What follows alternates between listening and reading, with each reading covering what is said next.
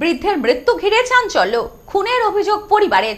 পরিকল্পিতভাবে তাকে মারধর করে খুন করা হয়েছে এমনই দাবি পরিবারের। ঘটনার তদন্ত শুরু করেছে বাঁকুড়া থানার পুলিশ। বাঁকুড়া জেলার পাত্রসায়ের থানার হাকিমপুর এলাকার ৬৪ বছর বয়সী কার্তিক ঘোষের মৃত্যুকে ঘিরে এলাকায় চাঞ্চল্যের সৃষ্টি হয়েছে। পরিবারের অভিযোগ, পরিকল্পিতভাবে মারধরের জেরেই তার মৃত্যু হয়েছে। ঘটনায় পাত্রসায়ের থানায় লিখিত অভিযোগ দায়ের করা হয়েছে। মৃত ব্যক্তি জামাই বলেন, রাতে বাজারে গিয়েছিলেন, ফেরার পথে হামলা চালানো হয়েছে। জমি কেনা নিয়ে বিবাদের কারণেই এই হামলা বলে অনুমান। পরিবার সূত্রে দাবি, কার্তিক ঘোষ প্রায় ৮ বছর আগে তৃণমূল কংগ্রেসের সঙ্গে যুক্ত থাকলেও এরপর থেকে আর দলের সাথে কোনো সম্পর্ক ছিল না। বর্তমানে তার এক ভাইপো এলাকার তৃণমূলের অঞ্চল সভাপতি হিসেবে দায়িত্বে রয়েছেন। অভিযোগ, গতকাল প্রায় রাত ৮টা নাগাদ দোকান থেকে জিনিসপত্র কিনে বাড়ি ফেরার সময় মুক্তাপুর প্রাথমিক বিদ্যালয়ের কাছে কার্তিক ঘোষকে অতর্কিতে ঘিরে ফেলা হয়। পরিবারের দাবি, সেখানে লোহার রড ও লাঠি দিয়ে তাকে বেধড়ক মারধর করা হয়। গুরুতর আহত অবস্থায় প্রথমে তাকে পাত্রসায়ের গ্রামীণ হাসপাতালে নিয়ে যাওয়া হয়। পরে অবস্থার অবনতি হলে বাঁকুড়া সম্মেলনী প্রাথমিক কলেজ ও হাসপাতালে স্থানান্তরিত করা হয়। সেখানেই কয়েক ঘন্টা চিকিৎসাধীন থাকার পর রাতে তার মৃত্যু হয় বলে দাবি পরিবারের। রাত্রেবেলা ৮টা নাগাদ দোকান গেছিল বাজার করতে। সেটা ওইখানে পাড়ারই ৪-৫ জন ছেলে ফলো রেখে বিজেপি পার্টির ছেলে, ওরা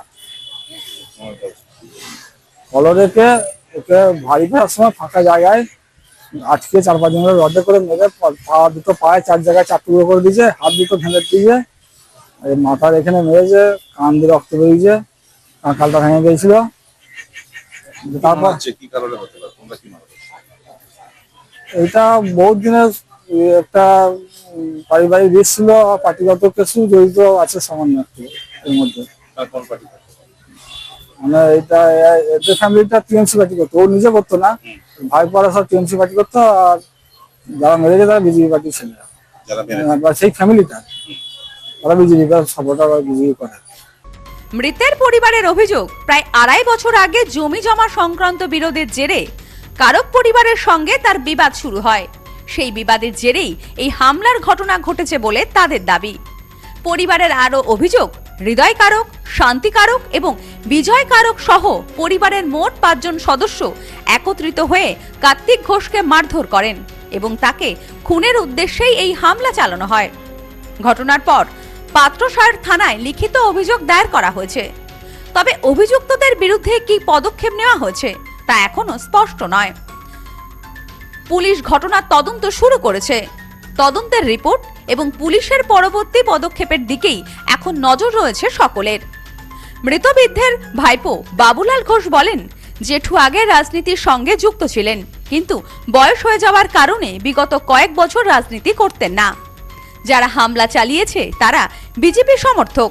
তবে আমার ধারণা এর সাথে রাজনীতির কোনো সম্পর্ক নেই। জমি বিবাদের কারণেই এই হামলা। দোকান থেকে কিছু বিড়ি কিনে ও যাচ্ছিল, দিয়ে ওই আমাদের গ্রামের ওই ৫ জন কাটকে রডে করে সবল করে মেরে ফেলে দেয়, হাত পা ভেঙে ফেলে দেয়। কেন মারধরটা কেন করলো? ওরা ব্যক্তিগত শত্রুতা ছিল আগে থেকে, এর আগে ২-৩-৪ বার হয়েছে।